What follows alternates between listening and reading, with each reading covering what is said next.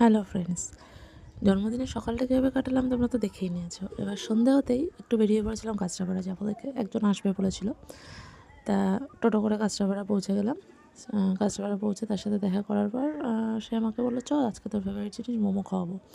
একটা নতুন দোকান থেকে মোমো খেলাম, খুব ভালো ছিল মোমোটা। দুটো গন্ধরাজ মোমো প্লাস 4টে নর্মাল চিকেন মোমোর কম্বো, খুব ভালো ছিল, টেস্টি ছিল মোমোটা।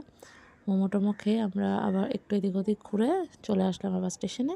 স্টেশনে এসে আমি আমার বার্থডে গিফটটা পেলাম। সেটা হচ্ছে, আমি চেয়েছিলাম অনেক দিন আগে আমি মমতা ব্যানার্জি লেখা বই পড়তে যাই, যেহেতু আমি রাজনীতির সাথে যুক্ত, সেও রাজনীতির সাথে যুক্ত। তাই মমতা ব্যানার্জির লেখা 5টি বই আমাকে দিল আমার বার্থডে গিফট, তার সাথে চকলেট। অনেকেই ভাববে এটা কীরকম বার্থডে গিফট, বাট আমার কাছে এটা সত্যি স্পেশাল গিফটটা। আমার সত্যি খুব পছন্দ হয়েছে গিফটটা। তারপর ওখান থেকে আমি চলে আসলাম আমার ওয়ার্ড অফিসে। দিদি ফোন করেছিল, আমার কাউন্সিলর দিদি ফোন করেছিল আমায় যে ওয়ার্ড অফিসে আসার জন্য। ওয়ার্ড অফিসে আসলাম, ওখানে দেখলাম কেক নিয়ে এসছে দিদি আর দিদির মেয়ে অমিতদা। এবার তারপর কেক কাটলাম, আমরা কেক কেটে সবাই মিলে কেক টেক খেয়ে ওখান থেকে খুব মজা করলাম, করে রাত্রিবেলা আবার চলে আসলাম বাড়ি। সারাটা দিন খুব ভালো কাটালাম এবার জন্মদিনটা। সবাইকে অনেক অনেক ধন্যবাদ।